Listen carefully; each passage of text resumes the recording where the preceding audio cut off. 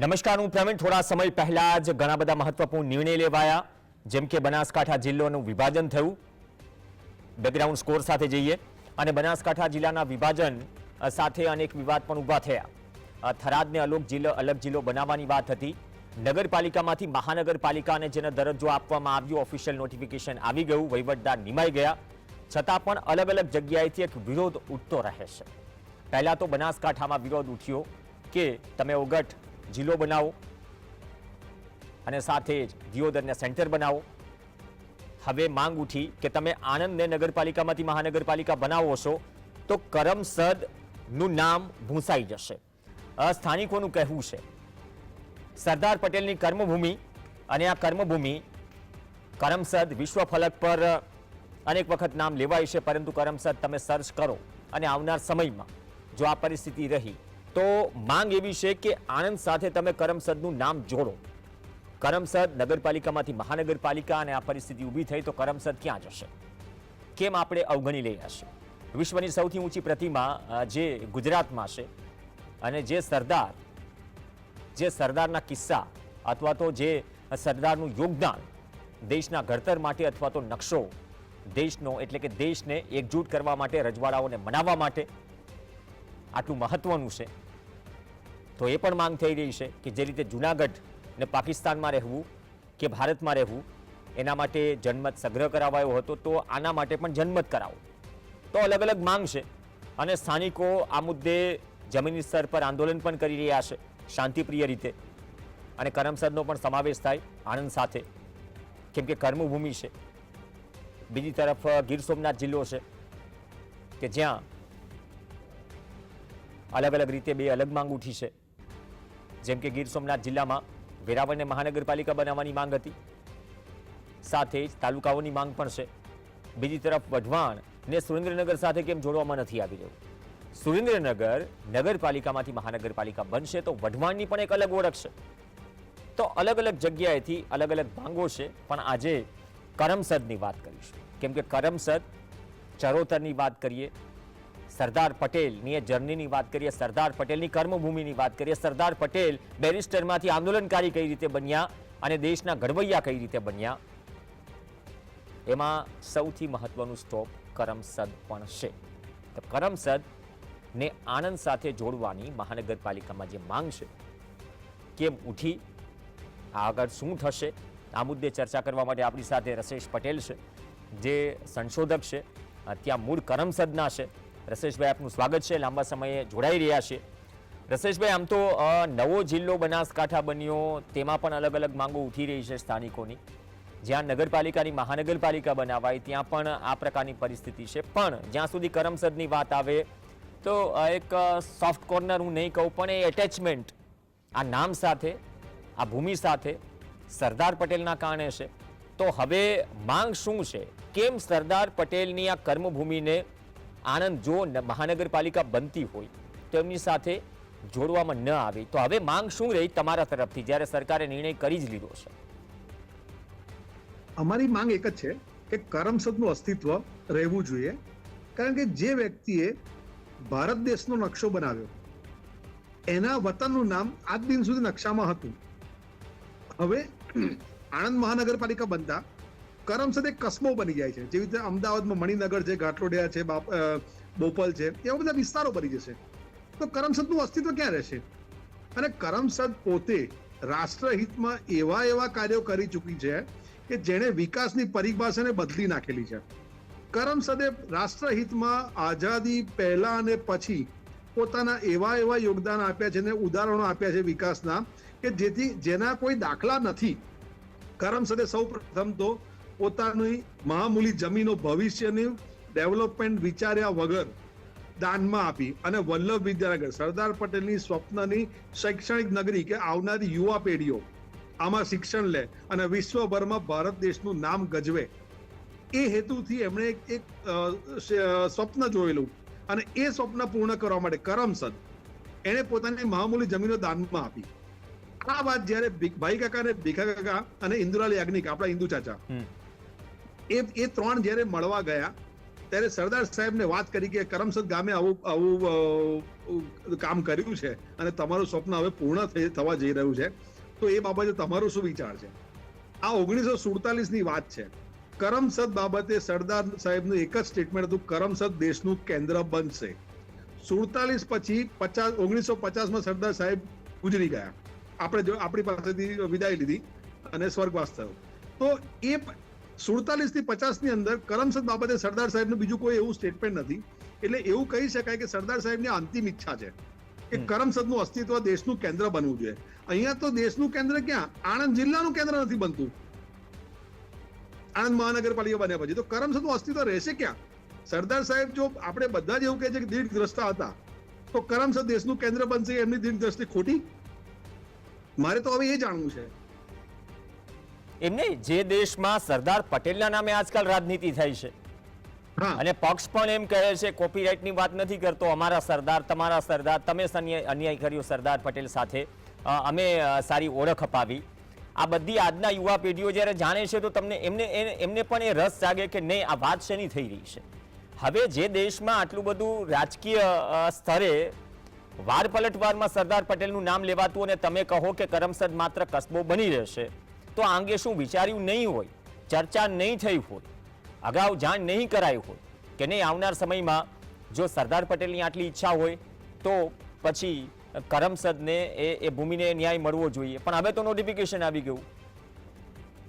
પ્રવીણભાઈ, હું એક વાત કરું. કરમસદ ગામે તો 2010 થી આ ઝુંબેશ ઉપાડેલી અને એ બાબતે એક ભૂખ હડતાલ પણ કરેલી અને એ સમયે તત્કાલીન રાજ્ય પ્રમુખ, ભાજપના રાજ્ય પ્રમુખ જીતુભાઈ વાઘાણીએ પારણા પણ કરાવેલા અને આશ્વાસન સાથે કરાવેલા. પણ હું એનાથી ઉપર જઉં છું, 2010 થી આગળની વાત કરું છું. 2006માં અને 2010 અને 2012 કે 12માં 3 વખત આપણા વડાપ્રધાન જ્યારે મુખ્યમંત્રી હતા ત્યારે એમણે નેશનલ ડેવલપમેન્ટ કાઉન્સિલમાં અને પંચવર્ષીય યોજનામાં કરમસદ, ગાંધીનગર અને પોરબંદર એ ત્રણેયના સેપરેટ ડેવલપ છે કે એ લોકોનો આખો વિસ્તાર અલગ બનવો જોઈએ અને એ statement official on paper portal પર છે. તો અમે તો 2010 થી શરૂ કર્યું આ વસ્તુ, પણ આપણા વડાપ્રધાન તો શરૂઆતથી બોલી રહ્યા છે અને એમને એમાં વધારે ઇન્ટરેસ્ટ છે કે કરમસદનું અસ્તિત્વ રહેવું જોઈએ. તો અચાનક કેવી રીતે થયું? અને જો એમ કહેતા હોય કે કરમસદ ગામે હમણાં શરૂ કર્યું, તો ના, કરમસદ ગામે યોગ્ય રીતે યોગ્ય પ્રમાણે રજૂઆતો કરી છે અને સરદાર પટેલના ચીંધેલા રસ્તા પર જ રજૂઆતો કરેલી છે. આંદોલનો ક્યારેય નથી કર્યા, ક્યારેય સરકારનું નાક નથી દબાયું કે અમે તમે આ વસ્તુ નહીં કે અસ્તિત્વ ભૂસાઈ નાખશો તો અમે તમને તમારી વિરુદ્ધમાં જઈશું. એવું ક્યારેય નથી કર્યું, કારણ કે આ બધા જ આપણા છે, દેશના લોકો જ છે. તો આ વસ્તુ તો સમજવી પડશે સરકારે અને અન્ય દરેક પક્ષોએ.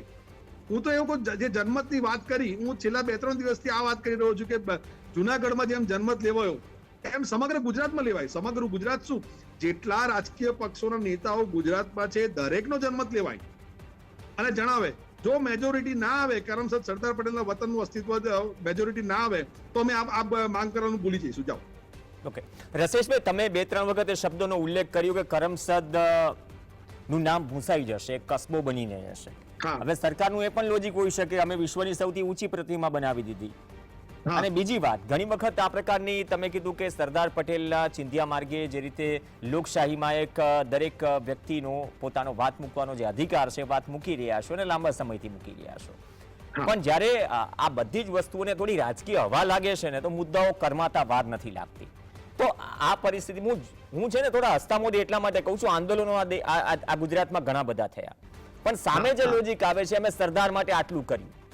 હવે જતાવાનો સમય છે કે ખરેખર જે વસ્તુની માંગ થઈ રહી છે એમાં યોગ્ય પ્રત્યુત્તર તમને મળ્યો અત્યાર સુધી અથવા કરમસદ વાસીઓને આ મુદ્દે જે મુદ્દે માંગ થઈ રહી છે? ખાલી આશ્વાસનો મળ્યા છે, એના સિવાય બીજું કઈ નથી મળ્યું. બીજી વાત કે જેમ તમે કહ્યું કે અમે મૂર્તિ બની, આટલું બધું બન્યું, બધું જ થયું. મને એક વસ્તુ સમજાવો કે શ્રીરામ અયોધ્યાના, એમનું વતન અયોધ્યા, બરાબર? એમણે લંકા જઈને ધર્મયુદ્ધ લડ્યા, તો શું રામનું વતન લંકા થઈ ગયું? અયોધ્યામાં જ રામ મંદિર બન્યું ને.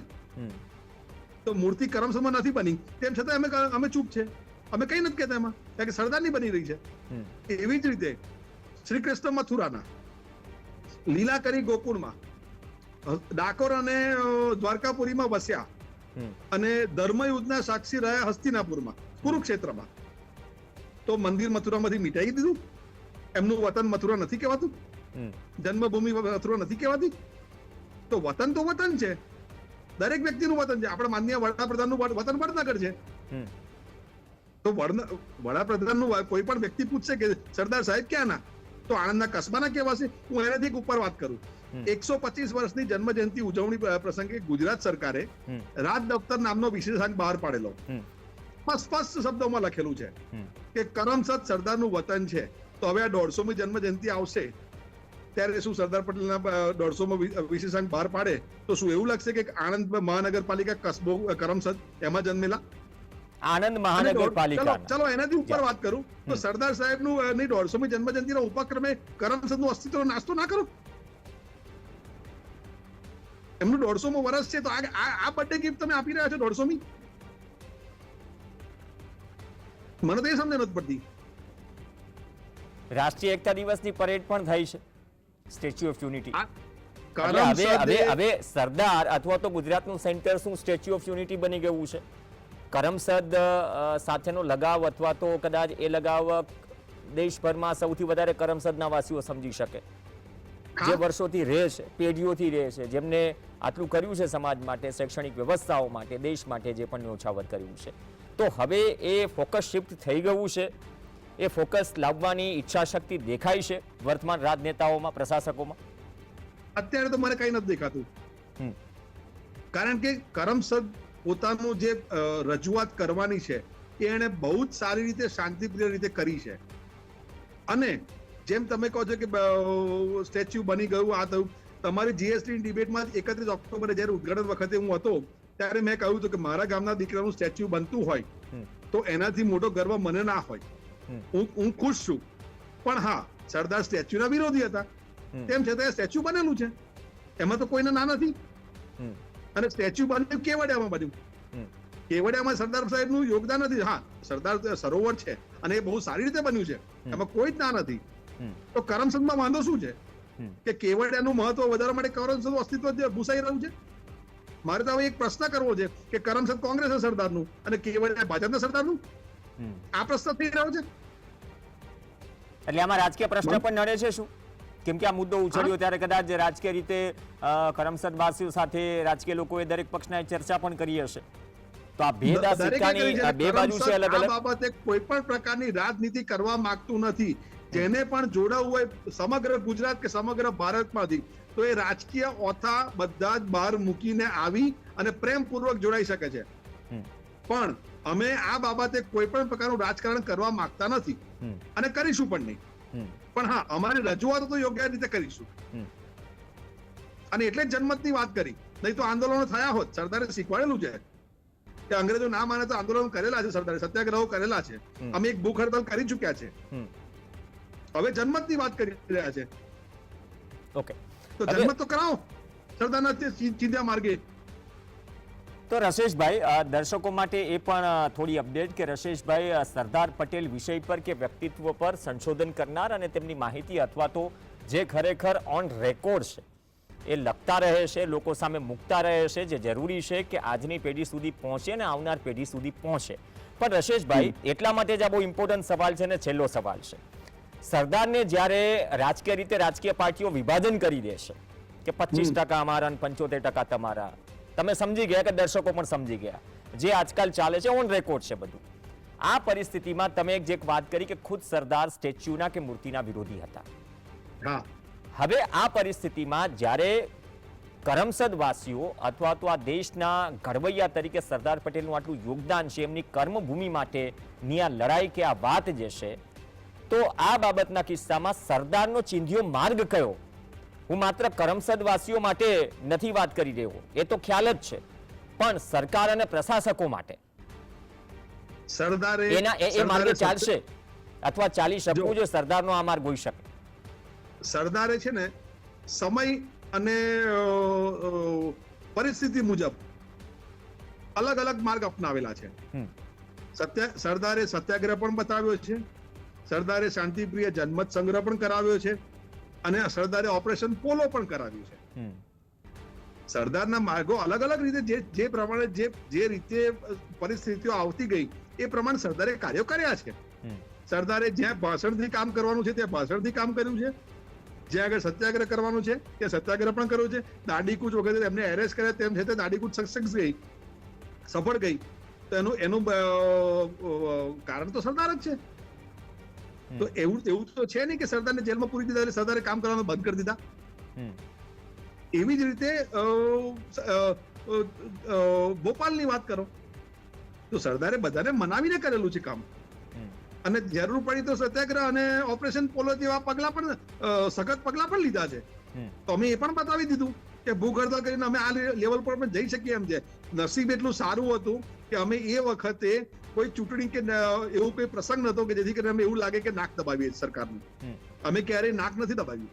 એમને પ્રશાસકો કે આજના નેતાઓ કે આજના પક્ષો શું સરદારના માર્ગે ચાલી શકે, અથવા આ પરિસ્થિતિમાં સરદારનો માર્ગ કયો પ્રશાસકો અને નેતાઓ માટે જે લાગણી અનુભવે છે, દરેક માટે માન છે, સરદાર તો આપણા સૌના છે, એ સ્થિતિ છે વર્તમાન સમયમાં. આજના દિવસમાં જો નેતાઓ કે પ્રશાસકો જો સરદારના માર્ગે ચાલતા હોત તો આ તકલીફ આવી જ ના હોત કે સરદાર કે અન્ય લોકોનું પહેલું ભલું વિચાર્યું હોત.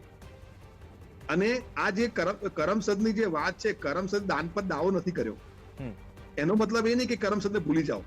અત્યારના નેતાઓ બધા ભૂલી ગયા છે. આજની તારીખમાં કોઈ પણ અમને પૂછવા નથી આવ્યું કે તમે કેમ આ કરી રહ્યા છો, શા માટે આ થઈ રહ્યું છે. જાણે બધા જ છે કે કરમસદનું અસ્તિત્વ મિટાઈ રહ્યું છે, ઓકે, પણ બોલવા કોઈ તૈયાર નથી, ના પક્ષ કે ના વિપક્ષ. અત્યારે કરમસદ એકલું અટુલું છે, પણ લડીશું અમે. ઓકે, ધન્યવાદ રશેશભાઈ જોડાયા, આપની વાત મૂકવા બદલ. આજનો વિષય હતો કે જે કરમસદ કર્મભૂમિ છે સરદાર સાહેબની, એ કરમસદની ઓળખ શું ખરેખર ભૂસાઈ જશે. આ પરિસ્થિતિમાં સવાલ એ ઊભો થાય કે સરદાર પટેલે જે રસ્તો ચીંધ્યો છે એ રસ્તા પર ચીંધીને કરમસદ વાસીઓ તો પોતાની માંગ મૂકી રહ્યા છે. વર્તમાન સત્તાધીશો અથવા તો રાજકીય નેતાઓ અથવા તો રાજકીય પક્ષો આ પરિસ્થિતિમાં સરદારના ચિંધેલા નકશા પર ચાલે છે કે નહીં એ આવનાર સમય બતાવશે. પણ નોટિફિકેશન આવી ગયું છે, હવે આ મુદ્દે થાય છે શું એ જોવું રોચક રહેશે, કેમ કે આ મુદ્દો જોડાયેલો છે સરદાર પટેલ સાહેબ સાથે. આ સાથે બુલેટિનમાં હાલ બસ આટલું જ. નમસ્કાર.